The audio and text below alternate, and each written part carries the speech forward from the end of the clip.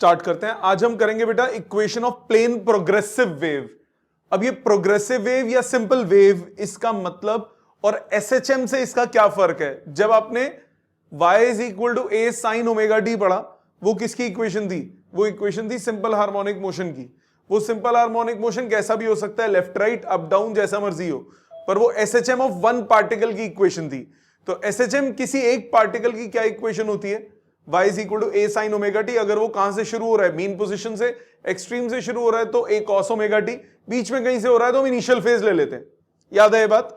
Now अगर हम wave की बात करें, वेव मोशन में क्या होता है, कंसेक्यूटिव पार्टिकल्स के बीच में there is a difference in phase. पहले समझेंगे बेटा, इसको लिखने का काम बाद में होगा। जब हम बात करते हैं वेव इक्वेशन की, वेव इक्वेशन की, सपोज करो मैं एक वेव की बात कर रहा हूं। एक वेव का मतलब क्या होता है? ये होती है वेव। वेव का मतलब कोई एक पार्टिकल नहीं है। वेव का मतलब क्या होता है कि मल्टीपल पार्टिकल्स एसएचएम कर रहे हैं। एक ये पार्टिकल एसएचएम कर रहा है, ये पार्टिकल एसएचएम कर रहा है, ये पार्टिकल एसएचएम कर रहा है, ये पार्टिकल एसएचएम कर रहा है, ये कर रहा है, ये कर रहा है। मल्टीपल पार्टिकल्स अपनी मीन पोजीशन के अबाउट सिंपल हार्मोनिक मोशन करते हैं। यही होता है वेव मोशन, जिससे कि वेव क्रिएट हो जाती है। नाउ अगर ये वाले पार्टिकल का wave motion y is equal to A sine omega T है, तो जो आगे वाला पार्टिकल होगा इसकी A sine omega T minus phi होगी कि नहीं होगी? क्यों? क्योंकि आपको याद है मैंने आपको क्या बताया था, in any wave motion,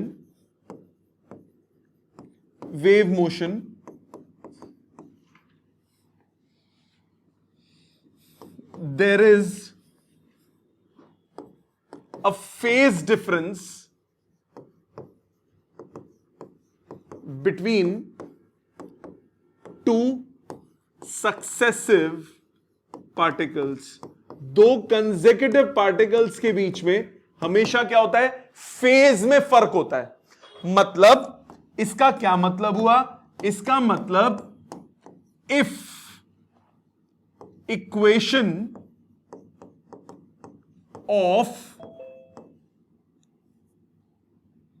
SHM of any particle is y is equal to a sin omega t, then next particle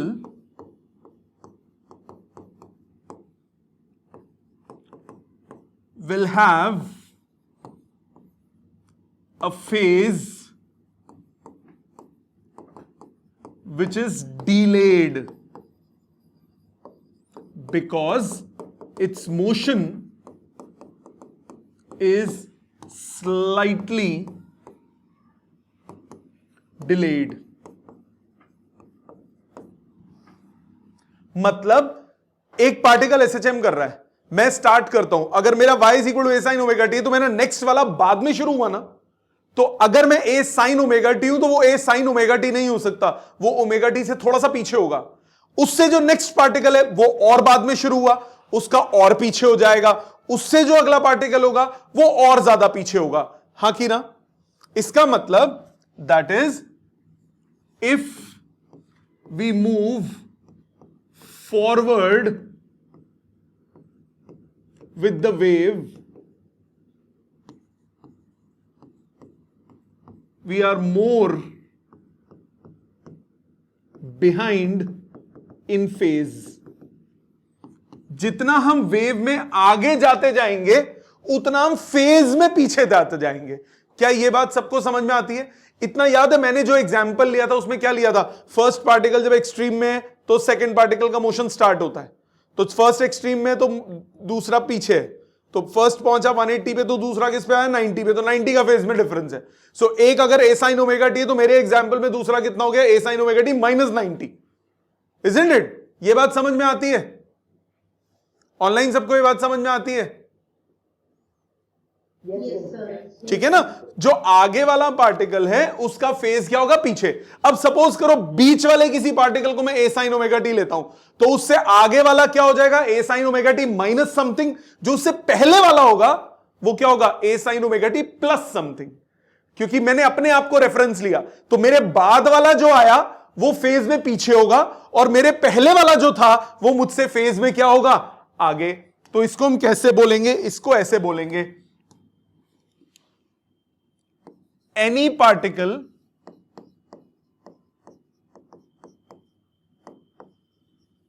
after the reference particle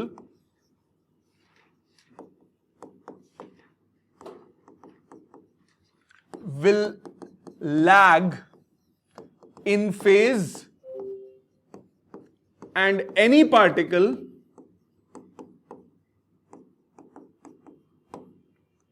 before the reference particle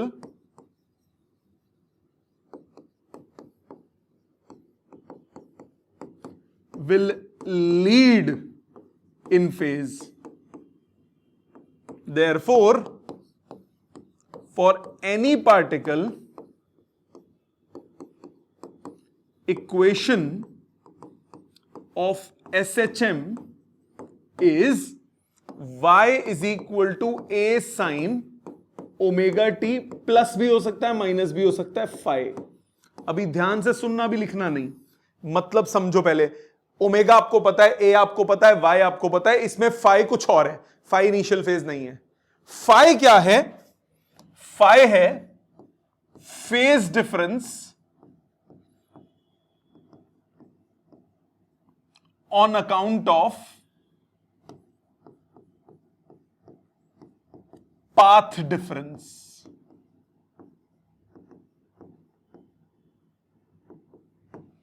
Phase difference on account of path difference, मतलब ध्यान से समझिएगा, मेरा बोलने का भाव ये है, ये इस डेरिवेशन का पार्ट नहीं है, मेरा बोलने का मतलब ये, जैसे ये वेव है, अब इस पार्टिकल का एसएचएम ए साइन ओमेगा टी है, ऊपर जाता है नीचे आता है किसी एक मोमेंट पे, वो यहां पे। इसके बाद वाला जो होगा वो A sine omega T minus something है, उससे आगे वाला और ज्यादा माइनस है, उससे आगे वाला और ज्यादा माइनस है। मतलब जितना मैं लेंथ में आगे जाता हूं उतना मैं फेज में पीछे जाता जाऊंगा। यह बात समझ में आती है। एक अगर एम्पलीट्यूड पे है तो उससे अगला वाला कहां है, जीरो पे, उससे अगला वाला कहां है, नेगेटिव एम्पलीट्यूड पे। तो जितना मैं आगे जाता जाऊंगा फेज में मैं उतना पीछे होता जाऊंगा। इसी तरह जितना मैं पीछे जाऊंगा फेज में उतना ही आगे जाऊंगा। तो डिस्टेंस पे डिपेंडेंट होगा। इसका रिलेशन क्या है, इसका रिलेशन क्या है वो ध्यान दीजिए। Relation between path and phase difference, ये हम यूनिटरी मेथड से निकाल सकते हैं। फेज डिफरेंस और पाथ डिफरेंस में रिलेशन क्या होता है, ये आप यूनिटरी मेथड से निकाल सकते हो। क्या मेथड है, हम बोलते हैं if path difference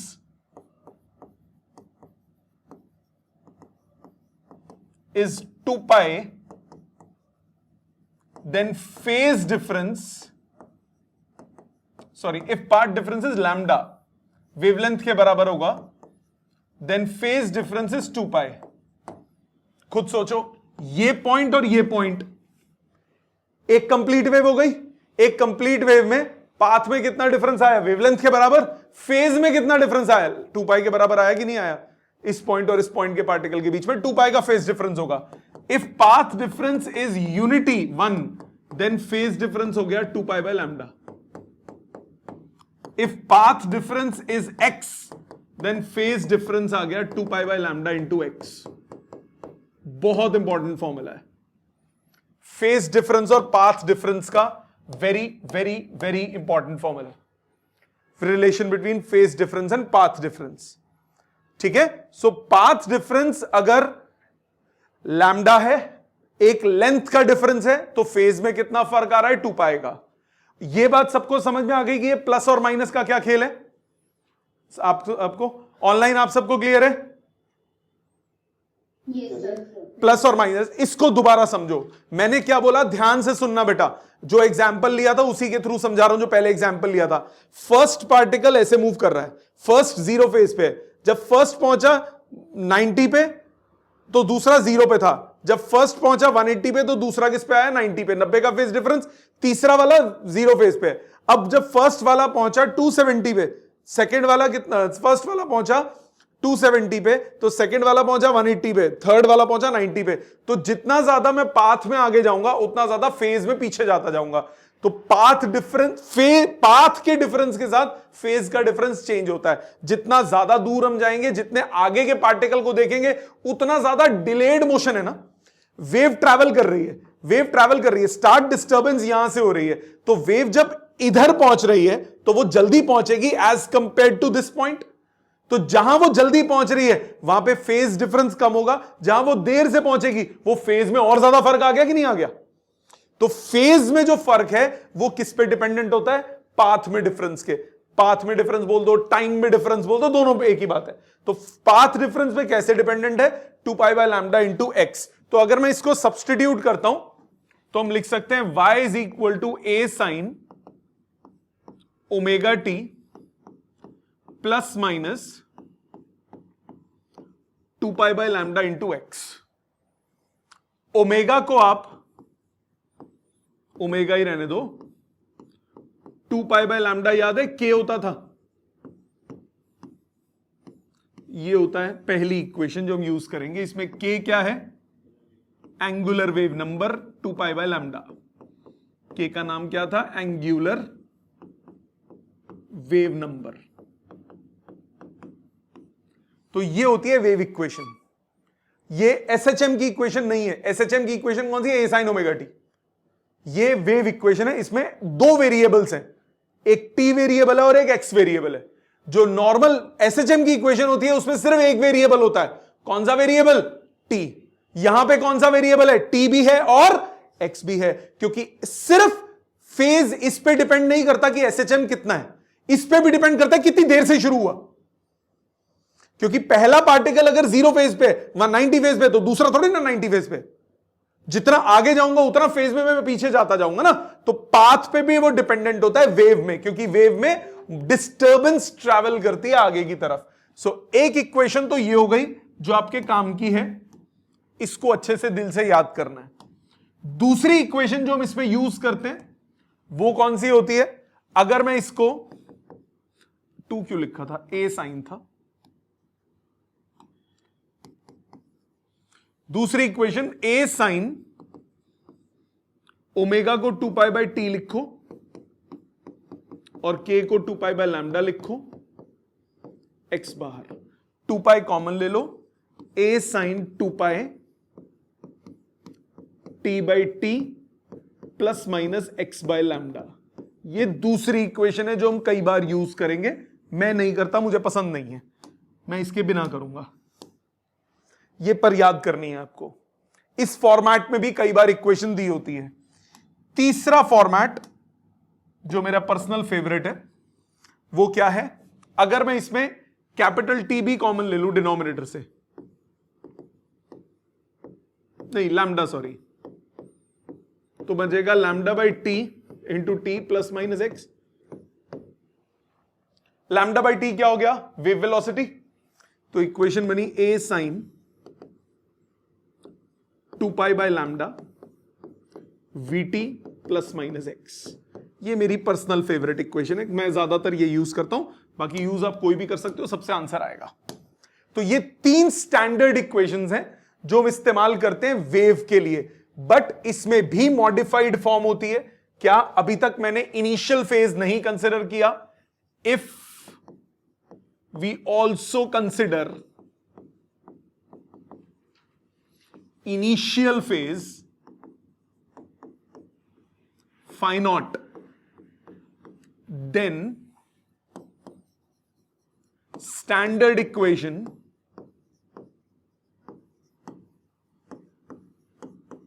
of plane progressive simple harmonic wave, plane progressive, progressive मतलब आगे जा रही है, प्लेन में जा रही है, plane progressive SHM is given bye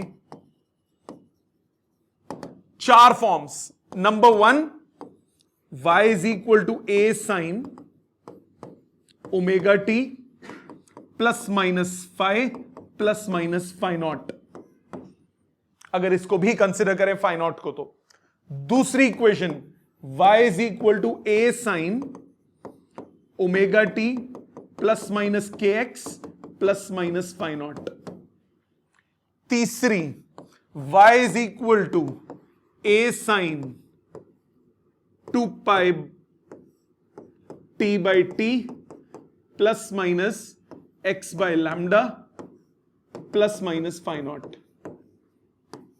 and fourth y is equal to a sine 2 pi by lambda we T plus या माइनस एक्स प्लस या माइनस फाइव नॉट। तो ये चार फॉर्म्स हैं जो हम किसी भी वेव इक्वेशन में यूज कर सकते हैं। तो ये चारों आपको दिल से याद होनी चाहिए, कंपैरिजन करने के काम में आ जाती हैं। ऑनलाइन सबको क्लियर, किस टर्म का क्या मतलब है ये समझ में आ गया? सब बच्चों को क्लियर बेटा? अच्छा, एक छोटी सी स्टार लगा के पॉइंट फिर आप लिखना। If wave travels along positive x-axis, then we use y is equal to a sin omega t minus kx plus minus phi naught तो हो सकता है। मतलब ये प्लस माइनस जो फाइव है ना, इसमें माइनस यूज करते हैं अगर वेव पॉजिटिव एक्स एक्सिस की तरफ जाए, या y is equal to A sine omega T minus phi plus minus phi naught, या फिर y is equal to A sine 2 pi by lambda we t minus x plus minus phi naught. So minus use होता है, ये जो पहले वाला plus minus है इसमें माइनस यूज करोगे कब? अगर वेव चलेगी पॉजिटिव एक्स के अलोंग। ऐसा क्यों? क्योंकि जितना मैं एक्स में आगे जाऊंगा उतना फेज में पीछे जाऊंगा कि नहीं? एक्स एक्सिस के अलोंग वेव मान रहा हूं मैं, तो जितना एक्स में मैं आगे जाऊंगा उतना फेज में मैं पीछे जाऊंगा, तो इसलिए माइनस के एक्स। इसी तरह से अगर वेव ट्रैवल कर रही है, travels along negative X axis, तो इक्वेशन बन जाती है A sine omega T plus phi plus minus phi naught, या फिर y is equal to A sine omega T plus के x plus minus phi naught, या फिर y is equal to A sine 2 pi by lambda we T plus X plus minus phi naught. कहने का simple सा मतलब है कि अगर वेव चल रही है पॉजिटिव एक्स एक्सिस के अलोंग तो इसमें माइनस यूज करोगे, और अगर वेव चल रही है नेगेटिव एक्स के अलोंग तो क्या यूज करोगे? प्लस। ये क्यों यूज करोगे? नेगेटिव एक्स के अलोंग है तो एक्स की जगह माइनस एक्स डाल दो, तो इसमें एक्स की जगह माइनस एक्स डाल दूंगा तो प्लस हो जाएगा कि नहीं हो जाएगा? आप ऐसे भी सोच सकते हो, राइट साइड अगर फेज में मैं पीछे जा रहा हूं तो लेफ्ट साइड जाऊंगा तो फेज में आगे जाऊंगा कि नहीं जाऊंगा? ठीक। सो इस तरह से इक्वेशन यूज होती है। ऑल दीज इक्वेशंस ये हमेशा दो वेरिएबल्स पे डिपेंडेंट है। These equation depends on two variables x and t। दो वेरिएबल्स पे डिपेंडेंट है, x पे भी डिपेंडेंट है, t पे भी डिपेंडेंट है। दो पे क्यों डिपेंडेंट है? क्योंकि सिंपल हार्मोनिक मोशन नहीं है, प्रोग्रेसिव सिंपल हार्मोनिक मोशन है। एक का सिंपल हार्मोनिक तो टी पे डिपेंडेंट है, बट फर्दर मैं किस पार्टिकल की बात कर रहा हूं वो डिपेंड करेगा मैं कितने आगे जाके बात कर रहा हूं। सो इसीलिए ये मल्टीपल वेरिएबल इक्वेशन है, सिंगल वेरिएबल इक्वेशन नहीं है। समझ में आ गई यहां तक बात? ऑनलाइन सबको क्लियर है बेटा? Yes sir. प्लीज यहां तक पहले लिखिए, फिर हम आगे चलेंगे। आगे ध्यान दीजिए, ये तो थी हमारी स्टैंडर्ड इक्वेशंस। इसमें जो y है वो डिस्प्लेसमेंट रिप्रेजेंट कर रहा है। अगर मुझे वेलोसिटी निकालना हो, वेलोसिटी निकालना है, कौन सी वेलोसिटी? Particle velocity. जो v होता है वो वेव वेलोसिटी होता है। पार्टिकल वेलोसिटी आप कैसे निकालेंगे? पार्टिकल वेलोसिटी निकालने के लिए आपको डिस्प्लेसमेंट उस पार्टिकल को क्या करना पड़ेगा? डिफरेंशिएट। अब यहां प्रॉब्लम यह है कि दो वेरिएबल्स हैं, सिंगल वेरिएबल की इक्वेशन नहीं है, दो वेरिएबल्स है, तो यहां हम स्पेशल डिफरेंशिएशन यूज करते हैं, उसको बोलते हैं पार्शियल डिफरेंशिएशन। पार्शियल डिफरेंशिएशन का मतलब क्या होता है? पार्शियल डिफरेंशिएशन का मतलब है कि अगर हमारे पास कोई ऐसी इक्वेशन है जिसमें मल्टीपल वेरिएबल्स हैं, तो एक के रिस्पेक्ट में अगर डिफरेंशिएट कर रहे हैं तो बाकी सारे वेरिएबल्स को कांस्टेंट मानोगे। सो पार्टिकल डिफरेंशिएशन का मतलब क्या होता है कि while differentiating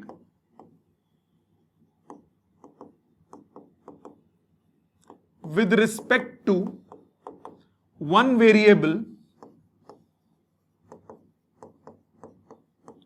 we treat other variables as constants। बाकी कोई फर्क नहीं है। जैसे यहां पे जो इक्वेशन है, सपोज मैं फॉर एग्जाम्पल मैं a sine omega T plus के एक्स इसके लिए निकालता हूं, सपोज इसके लिए निकालता हूं। अगर मैं पार्टिकल वेलोसिटी निकालूंगा, पार्टिकल वेलोसिटी उसको u से रिप्रेजेंट करेंगे, इसको लिखेंगे del y by del T. ये d नहीं लिखोगे, डेल लिखोगे, पार्शियल डेरिवेटिव को डेल से रिप्रेजेंट करते हैं। ये ऐसा d नहीं लिखोगे, d stands for normal differentiation, ये टेढ़ी कमर वाला d is for partial derivative. तो del y by del T मतलब अब मैं t के रिस्पेक्ट में डिफरेंशिएट कर रहा हूं, तो मैं वेरिएबल किसको लूंगा? t को। x को क्या ट्रीट करेंगे? As a constant. मतलब ये मेरे पास इक्वेशन बनेगी a बाहर del by del t of sine omega T plus के एक्स। साइन का डिफरेंशिएशन क्या होता है? कॉस। चेन रूल लगेगा, del by del t of omega T plus के एक्स। करो डिफरेंशिएट चेन रूल लगा के, a इसका डेरिवेटिव आया, पहले इसको पूरा लिख देता हूं, ये as it is, into omega constant, t का डिफरेंशिएशन 1 और के एक्स दोनों कांस्टेंट, डिफरेंशिएशन क्या हो गया? 0। तो इसका रिलेशन बना a omega cos omega T plus के एक्स।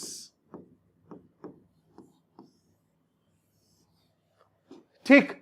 अगर मैं डिफरेंशिएट करता विद रिस्पेक्ट टू x, अगर मैं करता विद रिस्पेक्ट टू x, तो del y by del x क्या होता? a constant del by del x of sine omega T plus के एक्स। a कांस्टेंट, साइन का डिफरेंशिएशन क्या होता है? कॉस, तो कॉस ओमेगा टी प्लस के x into del by del x of omega T plus के x. So a cos omega T plus के x, omega और टी इनका दोनों का डिफरेंशिएशन अब क्या हो गया? 0, क्योंकि अब x की टर्म्स में डिफरेंशिएट कर रहे हो, तो t क्या हो गया? कांस्टेंट। 0 प्लस k, x का डिफरेंशिएशन 1, तो इसका रिलेशन बना a k cos omega T plus के एक्स। ये आ गया del y by del x. अगर मैं इन दोनों को डिवाइड कर दूं, डिवाइडिंग फर्स्ट बाय सेकेंड, मेरे पास आएगा u upon del y by del x is equal to, a से a कट गया, cos से cos कट गया, क्या बचा? Omega by k. Omega by k last class का याद है? ओमेगा बाई के क्या होता है? Wave velocity. ओमेगा बाई के क्या हो जाता है? Wave velocity. So u upon del y by del x किसके बराबर आया? वेव वेलोसिटी के। तो ये हो गया रिलेशन किसका? Between particle and wave velocity. बहुत आता है एग्जाम में, 2 मार्कर में डिराइव करने के लिए। Find the relationship between particle velocity and wave velocity. एक बार दोबारा रिकैप, पार्टिकल वेलोसिटी क्या होती है? एसएचएम। पार्टिकल अपनी जगह पे एसएचएम करता है। वेव वेलोसिटी क्या होती है? जिस स्पीड से डिस्टर्बेंस आगे ट्रैवल करती है। तो वेव वेलोसिटी कौन है? v। क्या फॉर्मूला था इसका? लैम्डा बाय कैपिटल टी लिखते थे। दूसरा रिलेशन लास्ट क्लास में मैंने बताया था, ओमेगा बाय के। लास्ट टू लास्ट क्लास में, पहली क्लास में जो वेव्स की फर्स्ट क्लास हुई थी उसमें मैंने आपको बताया था ओमेगा बाय के से भी रिप्रेजेंट करते हैं, लैम्डा बाय कैपिटल टी या ओमेगा बाय के, दोनों क्या होते हैं? Wave velocity. सबको समझ में आया? हाँ जी जी। कौन सा? बिल्कुल, ओमेगा अंडर रूट ए स्क्वायर माइनस वाई स्क्वायर। बिल्कुल कर सकते हो, क्योंकि ये है तो एसएचएम ही ना। इसी की एसएचएम प्रूव करने के लिए अगर हम क्या निकालूं, सपोज पार्टिकल की एक्सेलरेशन निकालना चाहता हूं, सपोज मैं पार्टिकल की एक्सेलरेशन निकालना चाहता हूं। पार्टिकल की एक्सेलरेशन कैसे निकालोगे? एक्सेलरेशन क्या होता है? Rate of change of velocity with time. So particle की जो वेलोसिटी है उसको अगर मैं टी की टर्म्स में डिफरेंशिएट कर दूं, मेरे पास क्या आ जाएगा? पार्टिकल की एक्सेलरेशन। सो पार्टिकल एक्सेलरेशन को हम कैसे लिख सकते हैं? Del u by del T. ये आ गया पार्टिकल की एक्सेलरेशन। इसको कैपिटल ए लिख देता हूं क्योंकि स्मॉल ए से मैंने शायद डिस्प्लेसमेंट लिखी हुई है, एम्पलीट्यूड लिखा हुआ है। ये हुआ del by del t of, क्या रिलेशन था? A omega cos omega T plus के x. A omega cos omega T plus के एक्स। ए ओमेगा बाहर आ जाए, del by del t of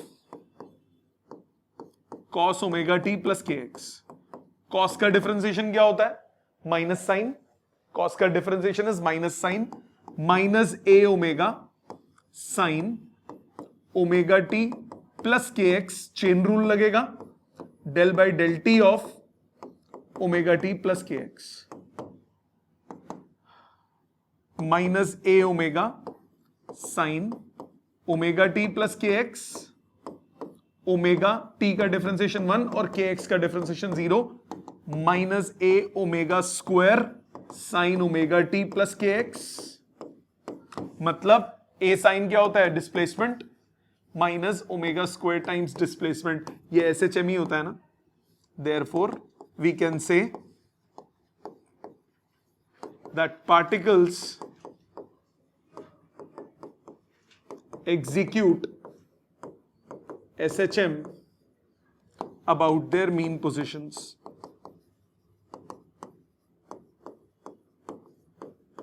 बात समझ में आ गई बेटा?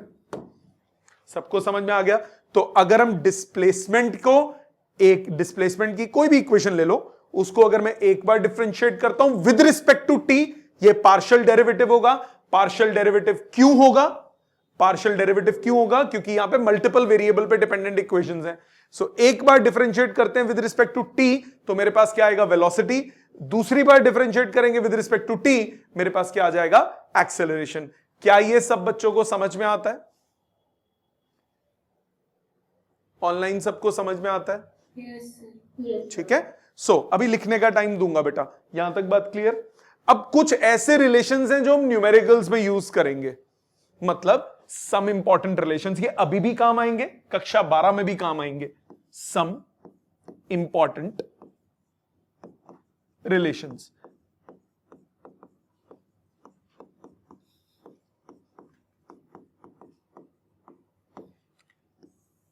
ये न्यूमेरिकली भी काम आएंगे, वेव इक्वेशन कई आगे 12th में भी यूज होगी, तब भी काम आएंगे। पहला रिलेशन बिटवीन पाथ डिफरेंस, जिसको हम डेल्टा एक्स बोल दें या सिंपल एक्स बोल दें, एंड फेज डिफरेंस, इसको मैं डेल्टा फाई बोल दूं या फाई बोल दूं, कोई फर्क नहीं पड़ता। इनका रिलेशन जो अभी थोड़ी देर पहले मैंने डिराइव किया, वो रिलेशन क्या था? x is equal to phi is equal to lambda 2 pi by lambda into x, या x is equal to lambda by 2 pi into phi. कोई फर्क नहीं पड़ता, दोनों ठीक है। सो इस रिलेशन को मैं यहां डायरेक्टली लिख देता हूं, क्योंकि मैं ऑलरेडी प्रूव कर चुका हूं delta x is equal to lambda by 2 pi into delta phi. ये होता है पाथ डिफरेंस और फेज डिफरेंस का रिलेशन। ठीक, अभी इसका शॉर्टकट भी बता रहा हूं निकालने का। दूसरा रिलेशन होता है relation between phase difference and time difference. इसको टाइम डिफरेंस को टाइम लैग भी कई बार बोल देते हैं। Phase difference delta phi, time lag delta t. अभी देखो, एक पॉइंट से दूसरे पॉइंट तक गया तो फेज में फर्क आया, अलग अलग टाइम में भी तो फेज में फर्क आएगा ना। एक पार्टिकल इस टाइम पे 0 फेज पे, थोड़ी देर के बाद वो पाई बाई 2 पे आ गया, तो टाइम में डिफरेंस आया, तो फेज में भी तो डिफरेंस आया पार्टिकल में। तो उसका क्या रिलेशन होता है वो निकालते हैं। जरा इसके लिए छोटी सी बात बताओ मेरे को, यूनिटरी मेथड इसमें भी यूज कर रहा हूं पहले। If phase difference is 2 pi, then time lag is capital T। एक कंप्लीट वेव 2 पाई का फेज डिफरेंस होता है, एक कंप्लीट वेव में टाइम का कितना डिफरेंस होता है? कैपिटल टी का। If phase difference is 1 then time lag is t by 2 पाई। ये क्या हो गया? 1 बाई ओमेगा हो गया कि नहीं हो गया? ये 1 बाई ओमेगा हो गया। So if phase difference is delta phi, then time lag delta t, इसको मैं लिख सकता हूं डेल्टा फाई बाय ओमेगा। तो ये इसका रिलेशन बन गया। अच्छा, ऊपर वाले रिलेशन को एक और चीज देखो, 2 पाई बाय लैम्डा को के लिख सकता हूं ना, तो इसको मैं डेल्टा फाई बाय के भी तो लिख सकता हूं। एक ही बात है ना, एक ही बात है। तो इस सिमिलरली इस रिलेशन में हम क्या लिख सकते हैं? इस रिलेशन में हम लिख सकते हैं time lag is delta phi into t by 2 omega, या फिर delta phi by 2 pi by t by omega. So ये कुछ रिलेशंस हैं जो न्यूमेरिकली भी काम आएंगे, आगे भी काम आएंगे। इनको लर्न करने का, अगर आपको लर्न नहीं करना, शॉर्टकट बता रहा हूं, कुछ भी दिया हो आसानी से आप निकाल सकते हो। ध्यान देना, फेज होता क्या है? जो वो एंगल है वो फेज होता है। इसका एक एग्जांपल समझा रहा हूं। अगर आपको सपोज फॉर्मूला भूल गए पेपर में, क्या करोगे? बड़ा सिंपल तरीका है। आपको बोला for example y is equal to A sine omega T plus के एक्स प्लस फाई नॉट। ये कोई इक्वेशन दी हुई है, इसमें ये चीज क्या हो गई? ये चीज रिप्रेजेंट करती है फेज। ये चीज पूरी कंप्लीट क्या रिप्रेजेंट करती है? फेज। मतलब आप इसको फाई को लिख सकते हो ओमेगा टी प्लस के एक्स प्लस फाई नॉट। अब सपोज करो आपको फेज डिफरेंस और पाथ डिफरेंस का रिलेशन चाहिए, दोनों साइड डिफरेंशिएट कर दो with respect to x. Path difference x होता है ना, आप क्या करो? Differentiating both sides with respect to x. Formula याद है? बहुत अच्छी बात है। नहीं यार, डायरेक्टली भी कर सकते हो। डिफरेंशिएट करो, del phi by del x is equal to omega t का डेरिवेटिव हो जाएगा 0, ओमेगा टी प्लस के x plus phi naught with respect to x कर रहा हूं, पार्शियल डिफरेंशिएशन। डेल कर देता हूं, del phi by del x 0 plus के एक्स का 1 और फाई नॉट का 0। सो डेल एक्स कितना हुआ? डेल फाई बाई के। आ गया रिलेशन। इसी तरह सपोज मैं इसी को डिफरेंशिएट करता विद रिस्पेक्ट टू टी, मेरे पास आता del phi by del t is equal to omega t का 1, के एक्स का 0, फाई नॉट का 0। तो डेल टी कितना हुआ? Del phi by omega. आ गया रिलेशन। तो फॉर्मूला लर्न नहीं करना कोई बात नहीं, डिफरेंशिएट कर लो, बट ये रिलेशंस भी काम आएंगे, 12th में बहुत काम आएंगे। सो लर्न भी होने चाहिए, बेटर रहते हैं। तो ये भी काम का रिलेशन है, ये भी काम का रिलेशन है, दिल से याद कर रहे हैं आपको। ऑनलाइन सबको यहां तक क्लियर बेटा? Yes sir. Yes sir. अच्छा, एक चीज और आ जाती है कई बार। क्या आ जाता है कि प्रूव करो to prove that y is equal to a sin omega t minus kx plus y naught. अब ये प्लस या माइनस किसी के साथ भी हो सकता है. Is a periodic function. कई बार y नहीं लिखा होता, फंक्शन की फॉर्म में भी लिखा होता है. तो अगर सपोज ऐसे लिखा हो f of t comma lambda, ऐसे लिखा होगा. f of t comma lambda का मतलब कि ये जो फंक्शन है ये दो वेरिएबल्स पे डिपेंडेंट है. एक वेरिएबल कौन है t और दूसरा वेरिएबल कौन है लैम्डा. कहता है प्रूव करो कि ये क्या है, पीरियोडिक. पीरियोडिक का मतलब क्या होता है, जो फिक्स टाइम के बाद रिपीट करे, एक कंप्लीट ऑसिलेशन के बाद रिपीट करे. तो जरा ध्यान देना, अब मेरे पास फंक्शन था एफ टी और एक्स. लैम्डा नहीं लिखना चाहिए था, वेरिएबल है टी और एक्स.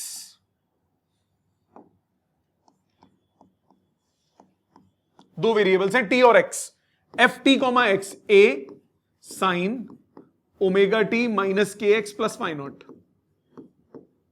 अगर मैं कैपिटल टी टाइम के बाद देखता हूं तो टी की जगह क्या यूज करूंगा, टी प्लस कैपिटल टी.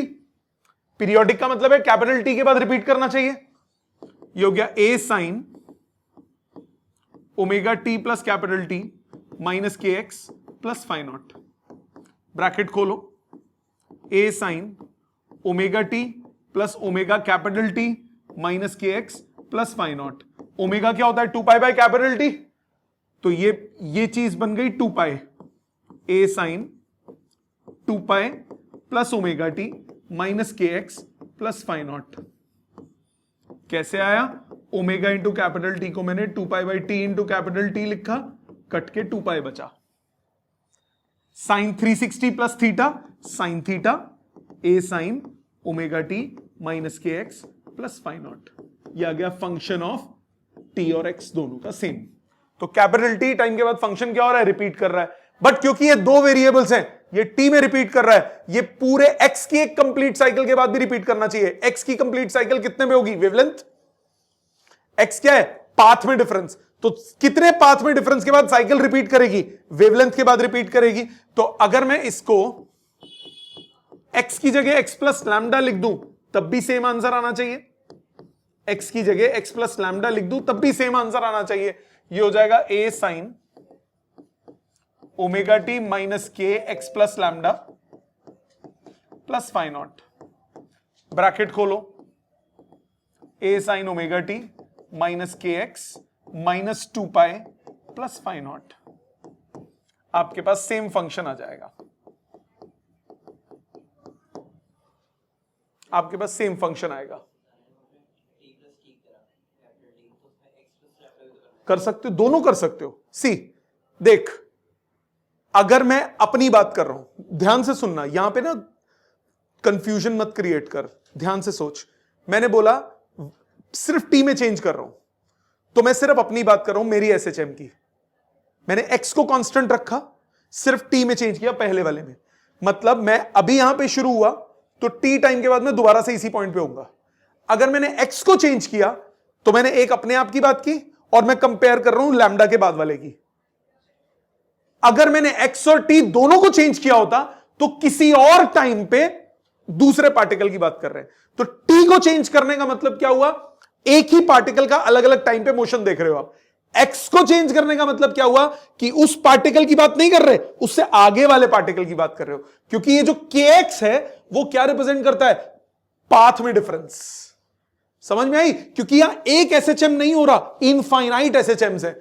ये पार्टिकल भी कर रहा है, इससे नेक्स्ट भी कर रहा है. तो आप टी जो है वो सबके लिए है, लैम्डा जो है सॉरी एक्स जो है, जैसे से आप आगे जाओगे वो अलग अलग पार्टिकल्स के लिए अलग अलग बात होगी.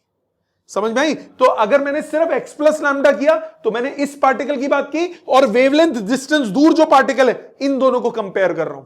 और जब मैं सिर्फ टी को चेंज कर रहा हूं तो मैं एक्स को कांस्टेंट रखा है, एक्स को कांस्टेंट माना था, तो इसका मतलब जो एक्स है वो वही है, उसी पार्टिकल की बात है अलग अलग टाइम पे. समझ में आई. तो ये क्या हुआ, फंक्शन रिपीट करेगा. Therefore this function represents periodic motion. सबको क्लियर? ऑनलाइन सबको क्लियर बेटा? Yes, sir. इतना लिखिए। अब एक लास्ट बर्स्ट करेंगे, फिर उसके बाद खत्म करेंगे। इतना लिखिए प्लीज। पहले ये लिख लिया था ना, यहां से लिखिए प्लीज। नेक्स्ट कुछ कैरेक्टरिस्टिक्स देखते हैं प्रोग्रेसिव वेव की। जितना अभी तक हमने पढ़ा उसी पे बेस्ड है ये। प्रोग्रेसिव वेव की क्या क्या कैरेक्टरिस्टिक्स हैं? पहले पॉइंट पे ध्यान दीजिए। कह रहे disturbance always travel forward and is handed over from one particle to another of the medium to the next after some constant time. एक के बाद दूसरा, दूसरे के बाद तीसरा, ऐसे ही जा रही है। Second point, each particle of the medium possess a constant amplitude. मैं इस पॉइंट पे मैक्सिमम एम्पलीट्यूड पे गया, मेरे साथ वाला भी है, वो भी जाएगा पर मेरे साथ नहीं जाएगा। डिफरेंस होगा टाइम में, फेज में। Each particle of the medium possess a constant amplitude, but its phase changes as the wave propagate. Phase difference आता है, क्यों आता है? Due to path में difference. Each particle comes to rest momentarily, that is no particle is permanently at rest. कब आता है momentarily rest पे? जब वो कहां पे होता है? Extreme position. क्योंकि हर particle क्या कर रहा है? Simple harmonic motion. So every particle comes to rest momentarily. When it is at its extreme position. Fourth, the value of the maximum velocity of the particles is same as they achieve it while passing through their mean positions. Maximum velocity सबकी same रहेगी। कितनी होगी? अब जरा इधर देखो, क्योंकि वो SHM हो रहा है तो maximum velocity का क्या फॉर्मूला है? A omega cos omega d plus kx। Maximum value क्या होगी? A ओमेगा, जो हमने SHM में पढ़ा था। सो मैक्सिमम वेलोसिटी हर पार्टिकल की क्या रहती है? सेम। और वो कितनी हो जाती है? A omega. और वो कब होती है? When particle passes through mean position. ठीक। The fifth, the particles pass through their mean positions one after the other. मैं अगर मीन पोजीशन पे हूं तो मेरा साथ वाला नहीं होगा, क्योंकि फेज में फर्क है। उसके साथ वाला भी नहीं होगा, थोड़ा आगे जाके कोई और जो सेम फेज में होगा वो आएगा मीन पे। तो मैं निकल गया मीन से, तब मेरे अगला वाला निकला, तब उससे अगला वाला निकला, क्योंकि there is a constant phase difference. Sixth, wave velocity is different from the particle velocity. Wave velocity क्या होती है? स्पीड या velocity with which the disturbance travels. और पार्टिकल वेलोसिटी क्या होती है? Velocity with which particles execute simple harmonic motion. Seventh, as the disturbance moves, every part of the medium suffers a change in density. अगर वो कौन सा medium, क्यों change in density क्यों होगी? क्यों चेंज इन डेंसिटी होगी? अगर सपोज लॉन्गिट्यूडनल है वो तो समझ में आती है। अगर ट्रांसवर्स वेव है उसमें भी तो पार्टिकल्स ऊपर और नीचे जा रहे हैं, तो कभी ज्यादा एक साथ हो रहे हैं, कभी आगे ऊपर जा रहे हैं, नीचे जा रहे हैं, तो डेंसिटी तो चेंज होगी। Eighth, there is a regular phase difference between successive particles. हाँ की ना? Last, there is transmission of energy across every plane. ठीक। Now there are few more points, फिर इसके न्यूमेरिकल्स करते हैं। कौन से पॉइंट्स हैं? पहला, इसको बोलते हैं superposition principle. Very very important. Superposition principle. Superposition principle क्या कहता है? अगर एक से ज्यादा वेव्स एक डायरेक्शन में जाते हुए एक साथ मिलती हैं तो रिजल्टेंट वेव बनती है। इसको बोलते हैं superposition. When waves travelling in a direction meet, then resultant wave is formed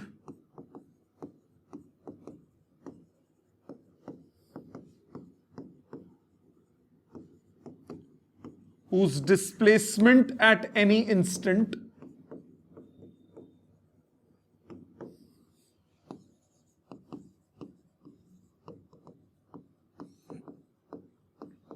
is the vector sum of individual displacements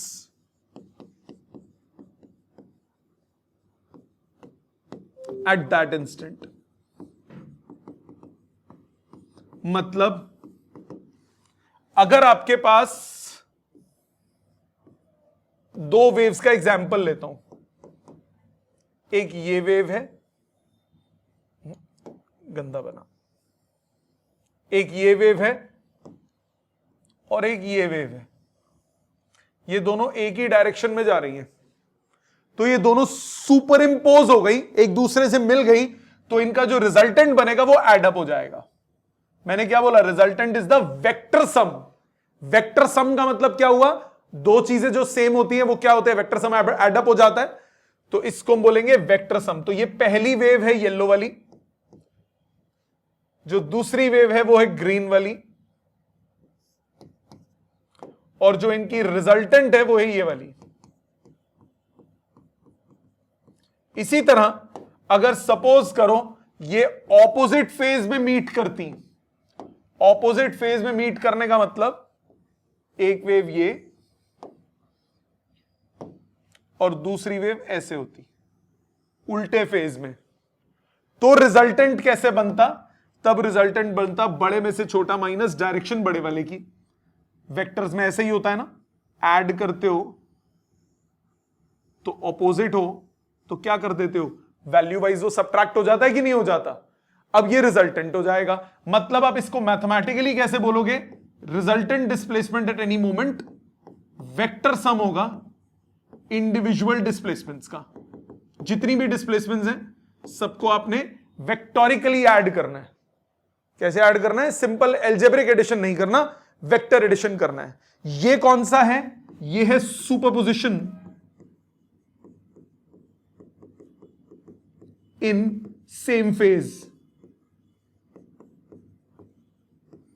और ये मैं एग्जांपल लिया superposition in opposite phase. Same phase में मैग्नीट्यूड वाइज वो एडअप हो गए, और ऑपोजिट फेज में मैग्नीट्यूड वाइज वो क्या हो गए? सबट्रैक्ट हो गए। इसके कुछ पॉइंट्स हैं। फर्स्ट पॉइंट, सुपरपोजिशन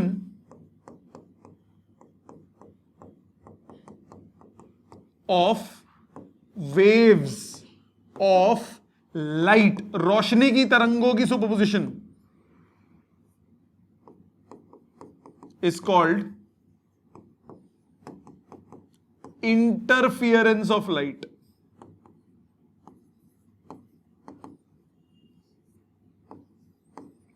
अगर यही सुपरपोजिशन लाइट की वेव्स का हो तो उसको स्पेशल नाम देते हैं interference. If waves of light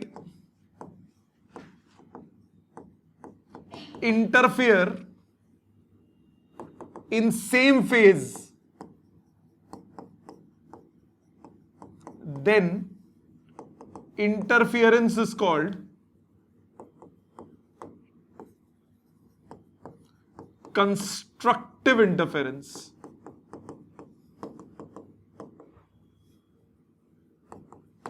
मतलब ये अगर वेव सुपरपोजिशन हो लाइट की वेव्स का ऐसा, तो इसको हम क्या बोलेंगे? कंस्ट्रक्टिव, एडअप हुआ। अगर ऑपोजिट फेज में हो, if waves of light interfere in opposite phase, then interference is called destructive interference. So constructive कौन सा होता है? जब वो एडअप हो रही हो। डिस्ट्रक्टिव कब होता है? जब वो सबट्रैक्ट हो रही हो। समझ आ गया यहां तक? ऑनलाइन सबको यहां तक clear? Yes sir. Last topic पे चलते हैं आज के। इसका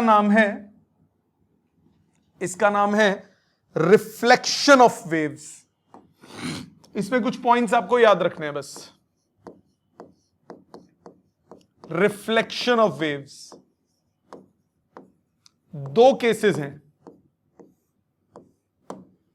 पहला, if wave gets reflected from rigid end or fixed end, then the reflected reflected wave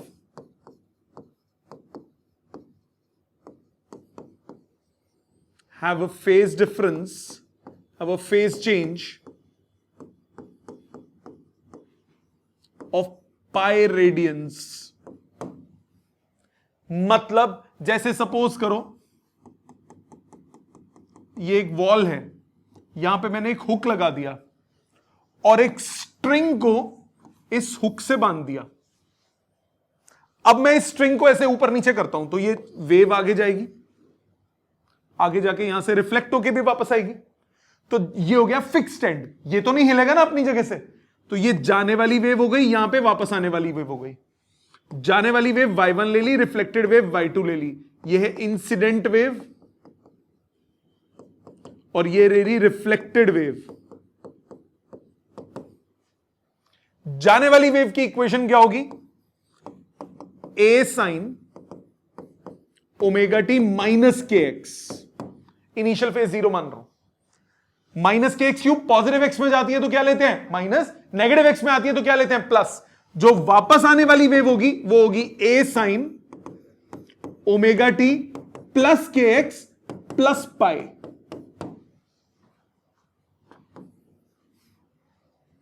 जब फिक्स्ड एंड होगा, क्लोज्ड एंड होगा, रिजिड एंड होगा, फिक्स्ड एंड बोल दो, क्लोज्ड एंड बोल दो,